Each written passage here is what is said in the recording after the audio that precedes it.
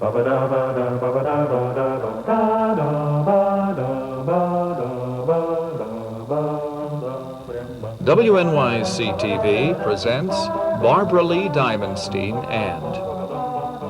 Because I put this sweater on over it. Betty Comden and Adolph Green for 35 years have represented in the American theater wit and talent and social commentary for every era. Their contributions to the movies, the musical theater, and Broadway, as well as their civic spirit, have made them in New York and across the country the essence of quality show business in America. It's a very special pleasure to have you both here. Thank you. That's beautiful. I'm very pleased that you're both here. Betty and Adolph, perhaps you should clarify a misconception. I think that many of your fans think that you're married to each other. Can you straighten out that understandable misconception? Well, we are married, but not to each other. Adolph's married to Phyllis Newman, who I suppose every listener knows is a terrific actress and singer. And I'm married to Stephen Kyle, who's not in show business. He's a businessman and designer for many, many years. Right, and it's quite understandable that people have thought that we were married to each other because we are possibly the only team of its kind in theater, and motion picture, entertainment industry, because we are as I recall, a fellow, No, the other way. and a girl. There we are, and we are not married to each other, and we are A team. friends, and we meet every day, and we work, and we certainly have been closely identified over a period of years. There have been lots of teams, but they're usually, married teams like Garson Kanin and Ruth Gordon, or two-men teams, or brother and sister, two brothers. But I don't think there's ever been a team quite like this. That's lasted as long, at any rate. Well, it's really quite true. Collaboration at best is a very difficult form to master. How have the two of you managed so well and for so long? What's that secret? Well, it's hard to say. I think it started out so accidentally and then grew into, at the beginning, when we were a nightclub act, into a sort of a miracle that happened. And then we went through many ups and downs and years. I think one of the things we said that kept us together is sheer terror of being apart. We didn't start out to be a team because this group, the reviewers, where we started, was originally 5 people. It's just that it sort of dwindled, it paired away, and then the 2 of us were left, and we had always done, I guess, the bulk of the writing for it, and we found ourselves having to make a living, and we were just 2, and so we changed everything around and made it an act for 2. Maybe we should stop a moment and tell us about the reviewers, that original act in Greenwich Village. Who were the other 3? Well, Judy Holliday was the girl, extraordinary actress and terrific girl. And there were 2 other boys originally, and we all sort of got together quite accidentally. Again, not planning to form a group, but it just happened. We were all kids looking for work in the theater, and Adolph had met Judy one summer, and then he had met me when I was at NYU. A mutual friend introduced us, and somehow we all found ourselves in this little cellar in Greenwich Village. Going on one night a week. The Village Vanguard, which is still there, looking exactly as it did then. It's the only spot of its kind around. I mean, it's a permanent fixture of the 20th century. It has that nice, wonderfully seedy quality and ease, and it has the original owner, Max Gordon. Who wouldn't like to hear it referred to as seedy? No. It's very attractive, warm, welcoming, and simple. Comfortable. Yeah, comfortable. I know you did. Seedy in the warm I just sense. wanted to clarify. That's nuance. to clarify it so that But Max even I understands. know a cue when I hear one. You mentioned the 20th century. Your most recent Broadway offering that I guess won more awards this past season than any other. Oh, won a lot of Tonys, more than any other show. Right. And you were both responsible for many aspects of that show. Can you tell us something about it? Well, it's called On the 20th Century and was based loosely on a play called 20th Century by Hector MacArthur, and based on another play by a man named Mulholland. And we wrote the book and the lyrics for the show. Cy Coleman wrote the music. It was directed by Hal Prince, and brilliantly. And it's a sensationally designed show, too. Robin Wagner did an extraordinary train, which makes it almost like a movie on stage. I understand that you recently filled in for one of the stars of 20th Century. That was a departure for you. What was Yes. that all about? And Well, how it was was it? just Imogene Coca had to go to the coast, and originally it was just supposed to be for 4 performances, and one terrible night someone suggested that I go on for her, and I was doing it the next night. I had about an hour of rehearsal, and then I did it for the whole week because she didn't get back. It was kind of fun. And she was wonderful. Really Yes, was a Adolph came to delight. see me. Yes. Yeah? No, it was lovely, tasteful, ladylike, charming, and easy as if she'd been doing it forever. Yeah. Well, everyone said, well, it shouldn't be hard because you wrote it. You and Adolph wrote it, so you must know the lines. I mean, what's so hard about doing it? In fact, Harold Klorman, the director, said that to me one night. I had just come from a performance, and he said, well, you know, since you two wrote it, and I said, but I haven't put it into my body yet. And he thought that was a very good way of expressing it, because when you act, that's what happens. It has to Especially become integrated into yourself. Especially as it turned out in the show that also there are a number of terrifying physical moves that she had to make. Yeah, and learn them very fast. Yeah. Yeah. You know, big lifts onto pieces of scenery which you hang on to for 2 seconds, get lifted off, and then carried onto another. And she literally had to be carried around. Yeah, there's a long sequence of being different parts of the train, carried in the dark and placed very... But enough about me. Let me tell you how I played this part.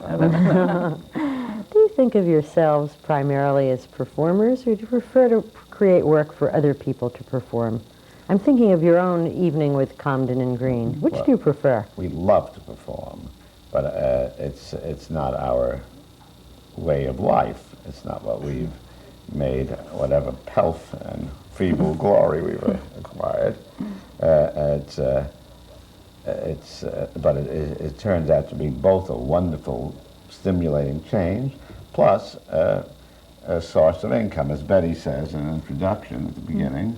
Just we only perform now and then. Oh, yes, to earn a living. Yes, yes. Well, writing for the theaters is very uncertain, and we always have that to do, and we enjoy it, and it renews us in ways. It's good to get up and perform because it uses you in a different way, and we feel that need, and we enjoy it, and audiences have been very responsive, so I think we'll keep performing as long as we can, from time to time. Of course, Betty and I, over the years, turned down professional offers individually, because it's very not that easy to say, I've got these great 2 parts. No. So we got into the lifetime habit or spoken law of never taking anything, because our partnership is the thing. And of course, Betty, in that performance that she gave, I mean, you can't say tear out the front page, but it was totally, completely, simply professional in every possible way. And Betty could go into 18 trillion parts and be a smash. So could Adolph. We just have made choices. You have to make certain choices and decisions. How did you make way. the choices of what to include in an evening with Comden and Green? It's almost a autobiographical sketch in many ways. Well, we started at the beginning, and I guess we picked some of the reviewers' material that we thought was representative of what we did, little things from the different little And reviews much that to we our wrote. amazement, found that these got, especially from young people, a smashing instant response, you know, nothing to do with nostalgia, thank heavens. You know, What's wrong with nostalgia? only because of the sickly associations that it's acquired. And when you're still functioning and you're still around, you don't like to be thought of as just a stroll down memory lane. I mean, we consider ourselves current, working, and planning work for the future. So we're You're happy. in the we're happy process of planning some yes, work for the yes, we future. are, right. That is in such an embryonic stage. Are you willing to talk about it at all? It's with Cy Coleman. That's what we know. He'll be writing the music.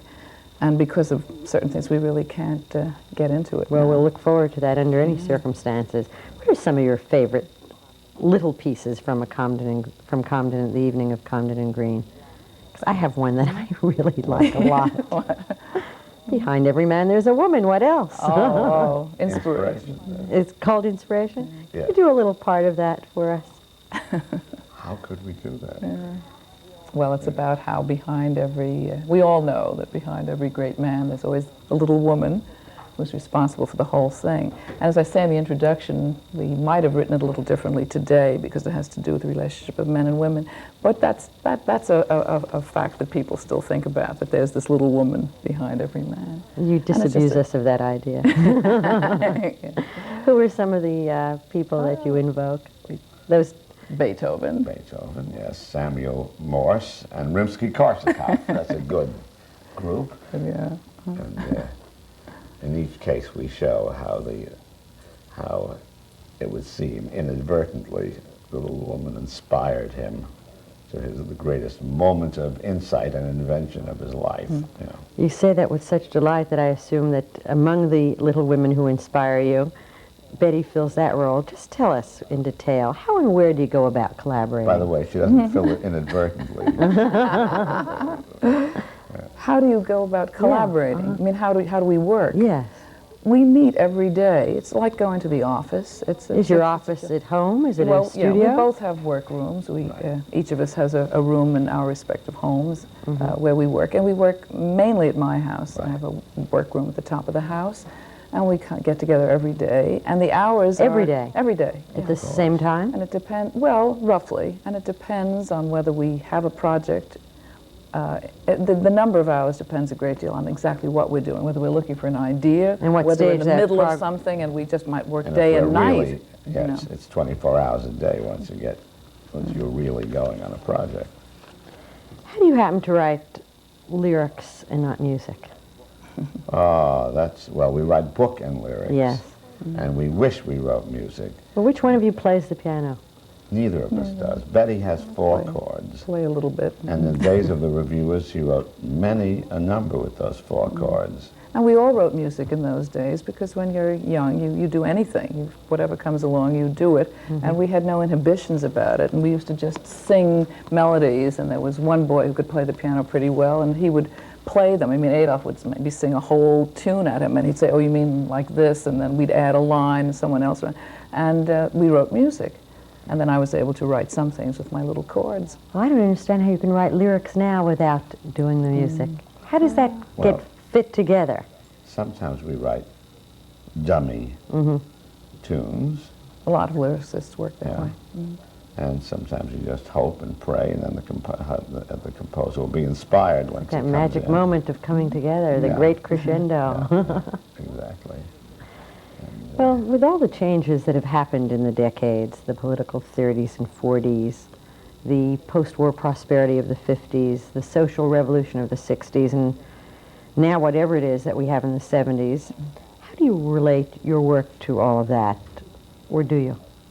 Well, you seem to have laid out most of our lifetime, in 30 seconds.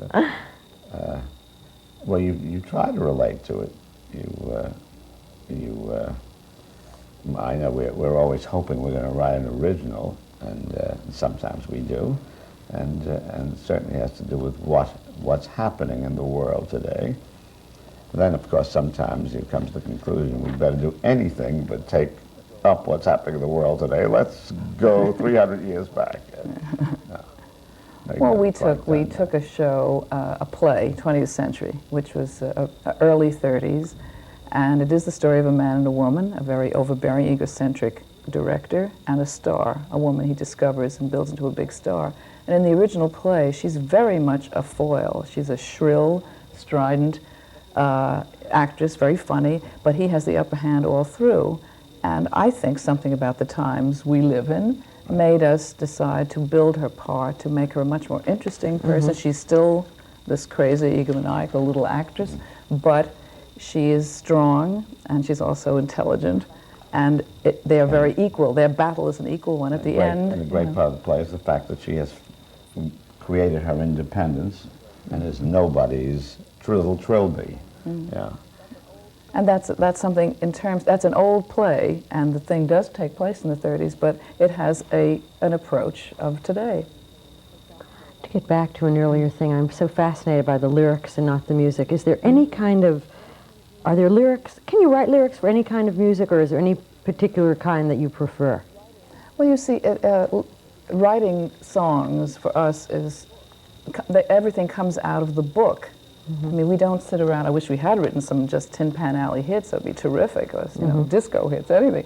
But we've written things that come out of the story, Yes, out but of the one can characters. interpret so much from any Well, given also, storyline. getting You back- can have a country music interpretation Yes. as well as a classical one if you choose to. Yeah, it depends on Depends what on the point story. of view is needed for the story. In the case of On the 20th Century, we found it very difficult at the beginning, and then suddenly, with Cy, we stumbled on the thing of the fact that since these characters were also overblown, larger than life, and posturing and strutting people, that we would do it in the form of a comic opera. And we started writing with a Rossini feeling. Instead of a Okay. 30s feeling. See, we might have said, let's do a pastiche 30s score, and we decided not to. That We there would wouldn't take be, the there cue from wouldn't the be a characters. note of the 30s in it, and there isn't musically. As performers, do you think that it gives you a much better idea of when you're writing for a part, what the potential performer, does it give you greater insight into what they have to do? I think it's very helpful that we've been performers. And we've worked with a lot of stars, and we always look for the strengths of whatever star we're working with. Have you ever written specifically for a star or for... Certainly. Many times. yeah. Rosalind Russell in Wonderful Town. We had to work just to her strengths and her limitations. And Lauren Bacall in Applause, we wrote the book. We didn't write the score, but we understand and know her and know that. And we had the problem, dramatically solved, of turning the character, who was the Margot Channing, all about Eve, into a character that from the screen was made for Betty Davis, into something that really would meet Lauren Bacall and her personal qualities. And Mary Martin and Mary Martin, Peter Pan. And Judy Holliday in Bells Are Ringing. We wrote that show for Judy. Yes. So, and always with those people specifically in mind. Is there anyone that's currently performing for whom you would like to write? Let's see. Oh, well. In the theater? I'm trying There to are Or in many, music. many people of But great specifically, talent. any new or younger performer that you think would make a particularly interesting central character in one of your musicals? Well, we haven't thought of it, but I suppose if someone approached us with a terrific star, if someone said, hey, Bette Midler wants to do a show badly, and say, my God, there's She's a terrific. talent that has endless tapability, and Capability. like this. Yes. Well, not only do you adapt in terms of the subject matter, I assume you adapt also in terms of the audience. It seems to me that one of the changes that are taking place in theater is who attends the theater, who is attracted to the theater. What have you noticed? In what direction do you feel that the theater is moving? Is it more towards musical entertainment? Are the economics of musical theater so prohibitive? Or is it towards drama? Is it towards grand guignol? I mean, where are we going? We hope it's towards musical theater. I think there are more musicals and more comedies than there are serious plays. I know the Broadway theater has a hard time now supporting serious plays. They're off-Broadway and off-Broadway, but the economics and the attraction of an audience seem to work against the health of serious theater at the moment. That's compounded, I assume, with musical theater because Well, of the size of cast, the amount of equipment, the union, It's everything. tremendously Yes, expensive. the cost of putting on an average musical is stupefying, yes. What is the average cost? It's over $1 million. And I think people are thinking of smaller casts. There are a couple of shows now, a couple of very small casts on Broadway now. I don't know whether that will become a trend because people will always look for musical theater for something that they can't just get on a television set. The kind of spectacle and beauty and bigness is good if you can keep providing it now and then at the same prices. I keep on thinking of you as being available to new ideas and possibilities, and obviously even your wife, Phyllis Newman, did not think in traditional terms as she brought her new play to the Hudson Guild Theater. Right. Have you ever thought of, that's coming to Broadway, isn't it? Yes, very soon, Good. very soon. What's it called? Well, it's called at the moment, and maybe it'll stay that way, what is it called? The Mad Woman in Central Park West. Yes. You know, Phyllis is marvelous, and it's a really remarkable show, which she and Arthur Lawrence Arthur Lawrence are put writing together. and Arthur is directing. Well, the point that I'm trying to make is that she obviously viewed a creative way of initiating that performance in a, however successful the productions in the Hudson Guild Theater, in a rather obscure location. Yes. Have you ever thought of working in other than a conventional, for you, Broadway kind of setting? Yes, we have. We wrote some material for an off-Broadway review at the American Place Theater. The show didn't have a life beyond that, but working that way was fascinating and interesting, and maybe something will come of it. There's a couple of numbers of it we do in our show, in the Which party. ones? One is called Simplified Language, and the other is called The Lost Word. It was all about the future. These are all things with looking toward the future. It's the first time we worked with Cy Coleman, We wrote. and Phyllis incidentally directed the show. And but the critics weren't asked to come because a lot of very good people from legitimate theater contributed their services, and Phyllis and Win Ham and all others decided not to put them on the chopping block for their How does it get a generosity. future life without that kind of amplification? Well, it may still, you know. it How may. important are the work of critics, are critics to your work? I think they make a difference in the commercial theater. Really? Big difference, Big of difference, course. yeah. And particularly the New York Times, very powerful. And the news. Well, we only have 3 papers, and the monthly magazines and weekly magazines are, the weeklies, some of them are very, very Is it all different now important. from the time of your first show? That was on the town. What are the most significant changes that you see? I think.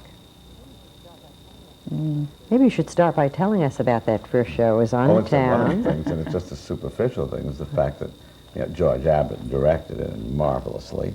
But we were in a large theater, which now no longer exists, then called the Adolph on 54th Street near 7th Avenue. It's a 1,700-seat theater, but George wouldn't dream of there being any kind of Foots amplification of any sort. We got out on that stage and belted it without any kind of special miking of any sort, and we didn't think twice about it. That certainly has changed totally. Plays are mic'd now, even, because the audience, the ear of the audience is so attuned to electronic sound. And the over-amplification of television. Yes, that no one is prepared to get in there Let alone and strain disco or and try to hear. hi-fi and quad I'm sound. sure people would now say, "Hey, what's that?" Whereas I used to go to the Really? theater and never Never have microphones. Tell us about some of your collaborators with On the Town. Well, it was our first show, but it was also the first show for Leonard Bernstein, who wrote the music, of course, and Jerome Robbins, who did the choreography. And Leonard was an old friend of ours. Adolph had known him even before the reviewers and brought us down. And he became famous the year, and he and Jerome had done Fancy Free, and the two of them just sprang into the spotlight with this terrific ballet. And the idea was presented of their making some kind of a full-length show on that subject, or developing the ballet in some way. And Leonard suggested us to write the book and lyrics. This was at the point where we had just dwindled to being 2, weren't quite sure where we were going. And so he talked them into hiring us. And the 4 of us worked together for the first time. You've mentioned, I guess, some of the most well-known stars that you have worked with. Rosalind Russell, Judy Holliday, Lauren Bacall. Tell us about some of them. What was it like to work with them? Well, Judy, of course, we had started out our lives with as one of the reviewers. It was, that was family. yeah, it was thrilling to get, back years later and to be made it, writing for her. in another sense, more difficult to come through for family. We had to discipline ourselves even more than we usually would to. But I keep on thinking that you still work in an extended family way. Well, Bacall, because she was a friend, too. Right. We understood But there, it. too, in the case of Bacall, these are just incidental side things. We never discussed it, but there was a sense of discipline among the 3 of us. We'd meet after the show, to have drinks. We never discussed the show.